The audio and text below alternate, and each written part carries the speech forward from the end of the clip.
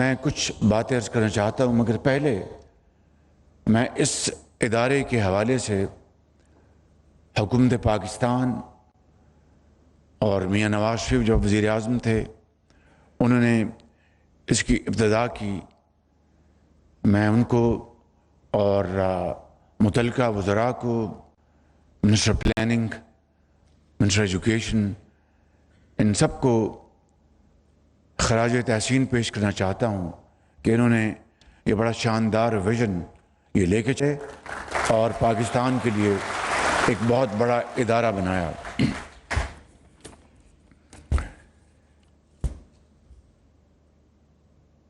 یہ بات میں آپ کو اس لیے اب بتا رہا ہوں کہ we must understand where we all come from.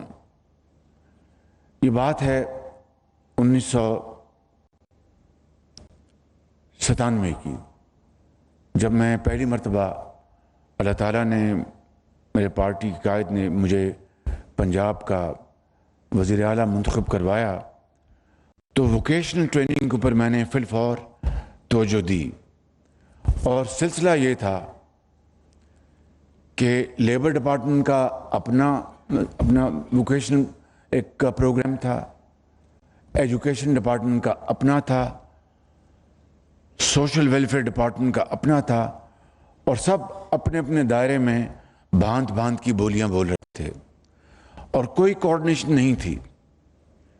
میں نے پھر ان کو یکجا کرنے کی جب کوشش کی تو جو ہوتا ہے سیاست وہ چل پڑی۔ قصہ کوتا میں ان تمام اداروں کو ایک چھتری کے نیچے لے کے آیا اللہ کے فضل سے، اور اس کو پھر ہم نے بڑی تیزی سے ٹیفٹا کو ہم نے شاید پنجاب ووکیشنل ٹریننگ PVTC جی دیٹس رائٹ، اس کو ہم نے نام دیا اور اس کو لے کے آگے چلے۔ اب وسائل ہر کام کے لیے بہت ضروری ہوتے ہیں، تو جو زکوٰۃ فنڈز تھے حاجت مندوں کے لیے، حقداروں کے لیے، میں نے اس فنڈ کو ایکسیس کرنے کی کوشش کی تو علماء جو ہے وہ انہوں نے فتوے تو نہیں دیے، لیکن وہ راستے میں آگے کہ جناب یہ تو آپ فنڈز استعمال نہیں کر سکتے۔ میں نے کہا کیوں؟ کہ یہ تو اخراجات کا حصہ ہے ان بچوں کے لیے، ان خاندانوں کے لیے جو کہ حقدار ہیں زکوٰۃ فنڈ دینے کے لیے، جو سفید پوش ہیں، انہوں نے اپنے نان نفقہ اپنے بچوں کے لیے دوائی علاج کا انتظام کرنا ہے، تو یہ فنڈ ان کا ہے، یہ ٹریننگ کے لیے تو نہیں ہے۔ میں نے کہا جو بچے انہی خاندانوں کے، انہوں نے اگر تعلیم حاصل کرنی ہے تو تعلیم کے لیے تو یہ پیسہ جائز نہیں ہے، باقی چیزوں جائز ہے، یہ کہاں کا یہ لاجک ہے؟ معاملہ اسلامی نظریاتی کونسل تک گیا اور بڑے بڑے لائرز ہم نے ہائر کیے۔ انہوں نے کہا جناب جو اسلامی حوالے سے اگر اونرشپ نہیں ہے تو یہ پیسہ یہ اس تعلیم کے لیے نہیں لگ سکتا۔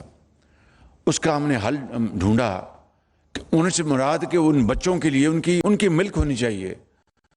تو ہم نے پھر وہ جو ادارے قائم کیے، ہم نے جو بیچ وہاں پر آ کے تعلیم سیکھتا تھا ان کو ہم اونرشپ دیتے تھے، ان کی اونرشپ ہوتی تھی۔ جب وہ بیچ فارغ التحصیل ہو جاتا تھا، نیا بیچ وہ اس کی اونرشپ لیتا تھا۔ اس طرح ہم نے معاملہ حل کیا۔ میں بتانا یہ چاہتا ہوں، I am not speaking for my self, کہ اس ملک کے اندر اگر ہم نے ترقی کرنی ہے تو ہمیں ایسی باتوں کو اپنے پاؤں کی زنجیر نہیں بنانا، بلکہ اس کا حل نکالنا ہے تاکہ قوم کے کروڑوں بچے اور بچیاں وہ آگے بڑھیں اور تعلیم حاصل کریں۔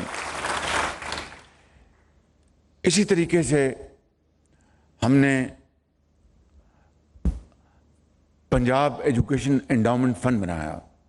یہ 2008 کی بات ہے، جب میں غریب الوطنی سے واپس آیا پاکستان تو اللہ نے مجھے دوبارہ وزیر اعلیٰ منتخب کیا۔ اس کا جتنا بھی میں شکر ادا کروں کم ہے۔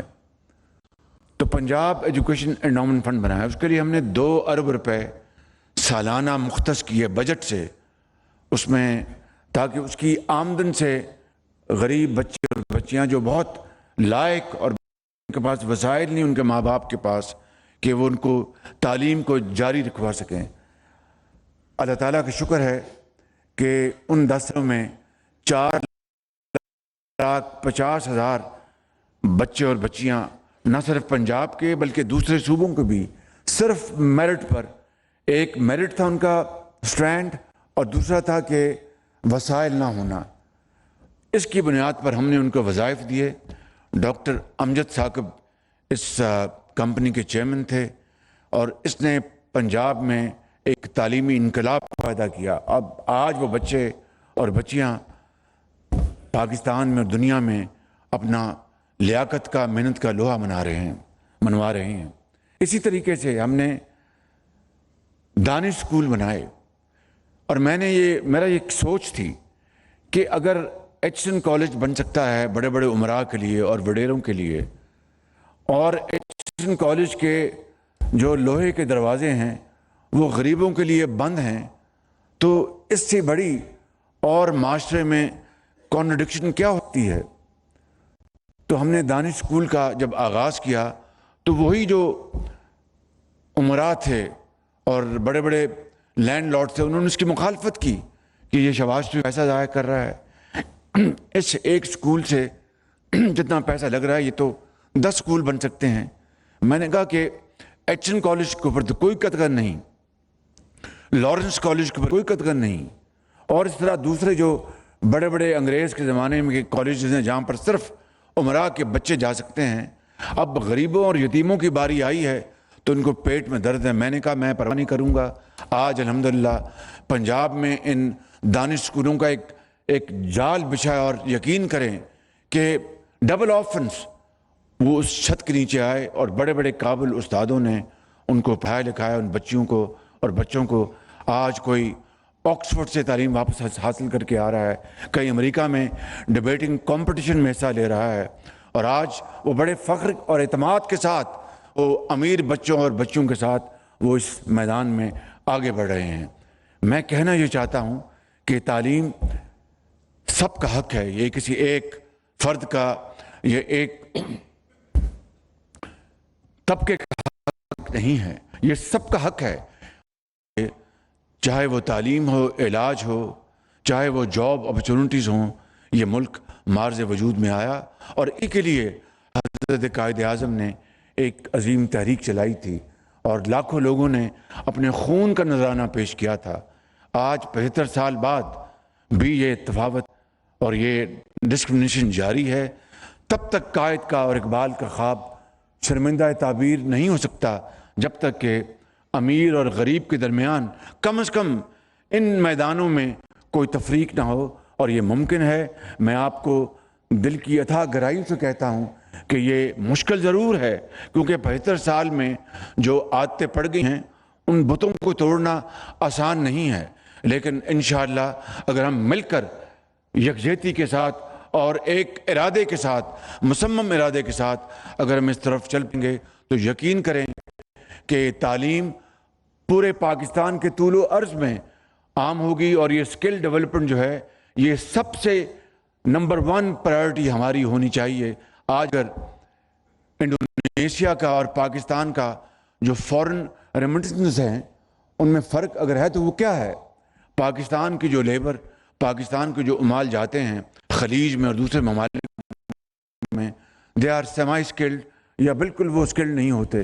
اس لیے ہماری جو باہر سے جو یہ ہمارے عظیم پاکستانی جو اپنی محنت سے پیسے بھجواتے ہیں وہ تقریباً $30 بلین کے لگ بھگ ہے.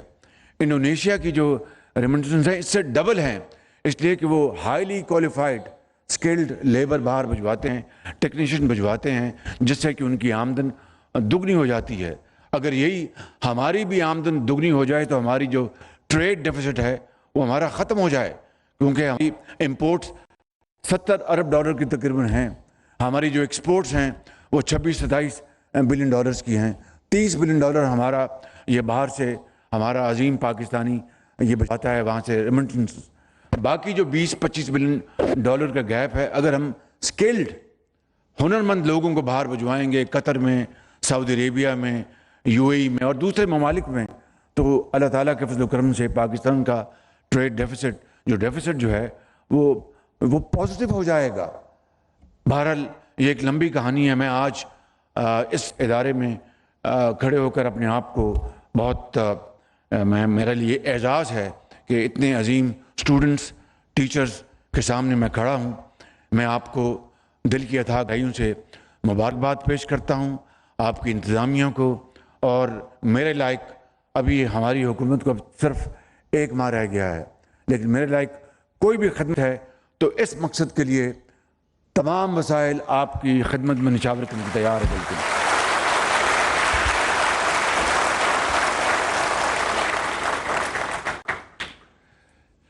رانا صاحب نے سرٹیفکیشن کی بات کی۔ رانا صاحب پیسے دیں تو سرٹیفکیشن دنیا کی آپ کو مل جائے گی۔ You have to procure a quality services around the Globe.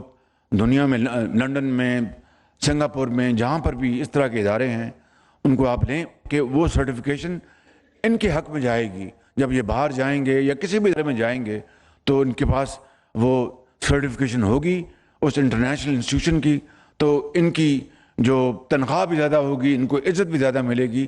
تو فیڈرل لیول پر جو ہم نے پنجاب میں کیا تھا اس کو ایمولیٹ کریں اسی کو، اور MOUs ایگریمنٹ نہیں، اس سے آگے جائیں اور وہاں ادارے یہاں پر آ جائیں، pay them and get the services. اس کا بہت زیادہ پاکستان کو فائدہ پہنچے گا، اور باہر کی جو کمپنیاں ہیں، باہر کے جو ممالک ہیں، ان سرٹیفکیٹس کو وہ خوش دلی سے قبول کریں گے، اور اس کا بہت ان بچوں کو بے پناہ فائدہ ہوگا۔ یہاں پر ہماری بیٹی سدرا گل تشریف لائیں اور ممتاز علی تشریف لائے چکوال سے۔ آپ دیکھیں کتنی محنت کی ان بچوں نے اور دوسرے بچوں نے۔ میں سمجھتا ہوں کہ ان کے والدین انتہائی لائق تحسین ہیں، اور انہوں نے جس طرح اپنے بچوں کی مشکل حالات میں ان کی تعلیمی اخراجات ان کو اپنا پورا کیا اپنی رزق حلال کی کمائی سے، اور یہ اساتذہ جنہوں نے انتہائی ذوق اور شوق سے ان بچوں کو پڑھایا لکھایا، میں سب آپ کو سلوٹ کرتا ہوں۔ آپ واقعی آپ ایک عظیم یہاں پہ لیکن ایک چیز کی کمی یہاں پر محسوس ہوئی، آپ کو گارڈ آف آنر نہیں دیا گیا۔ یہ مجھے سمجھ نہیں آئی کہ گارڈ آف آنر کیوں نہیں ملا، کیونکہ یہ گارڈ آف آنر یہ آپ کے لیے، ان اسٹوڈنٹس کے لیے ہے، یہ میرے لیے نہیں ہے۔ مجھے تو آپ نے پہلے ہی وزیر اعظم بنایا، مجھے اور کیا چاہیے؟ لیکن جس ملک کے لیے آپ عظیم معمار ہیں، جس ملک کو آپ کے ہاتھوں سے آپ نے بنانا ہے، اصل میں گارڈ آف آنر کے جو مستحق اور اس کے لیے آپ ہیں، اس کے لیے اس لیے کہ آپ کے دلوں میں کوئی کھوٹ نہیں، کوئی آپ کرپٹ پریکٹسز کو آپ دل سے آپ اس کی مذمت کرتے ہیں، اور جب آپ کتابیں پڑھتے ہیں اور آپ علوم سیکھتے ہیں تو آپ سوچتے ہیں کہ ہمارا معاشرہ اتنا کرپٹ کیوں ہے۔ نوجوان نسل سے زیادہ کرپشن کے خاتمے کے لیے کوئی اور طبقہ نہیں ہے جو کہ اس کو اپنا آنن فانن ختم کر دے اور امانت اور دیانت کے نظام کو آگے لے کے جائے۔ لہٰذا میری جنرل صاحب آپ سے گزارش ہے کہ آئندہ جب بھی کوئی ان بچوں کے لیے ایک تقریب ہو تو گارڈ آف آنر کو ضرور دیجیے گا۔ بہرحال آج چونکہ وہ سپاہی نہیں آئے ان کو سلوٹ کرنے کے لیے، تو میں آپ کو سلوٹ کرتا ہوں، آپ کی عظمت کو اور آپ کی دیانت اور آپ کی محنت کو۔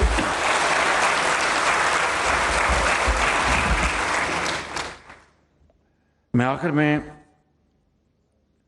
وہ جاپانی جو بچہ جو زبان بول رہا تھا، مجھے جاپانی نہیں آتی، آپ نے مجھے میرے بارے میں بڑی غلط فہمیاں پیدا کر دی۔ میں کوئی دنیا کی زبانوں کو نہیں جانتا، بہت تھوڑا بہت جانتا ہوں، لیکن چونکہ آپ نے جاپانی زبان میں بات کی تو اس کا جواب میں دوں گا، اور ایک آپ کو، آپ بیٹھ جائیں بیٹا، بیٹھ جائیں آپ، اس میں وہاں پہ جاپان میں جب جائیں گے تو آپ کو ایک چیز وہاں پر نظر آئے گی، وہ ہر بات پہ وہ اس طرح جھکتے ہیں، اس طرح جھکتے ہیں، اس طرح جھکتے ہیں۔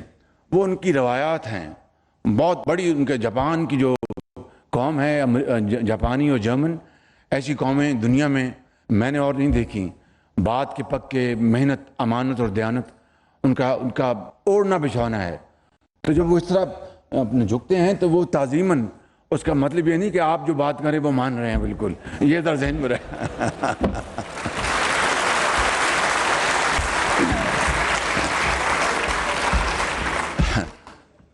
اور دوسری بات ان کی ڈسپلن کو دیکھیں آپ.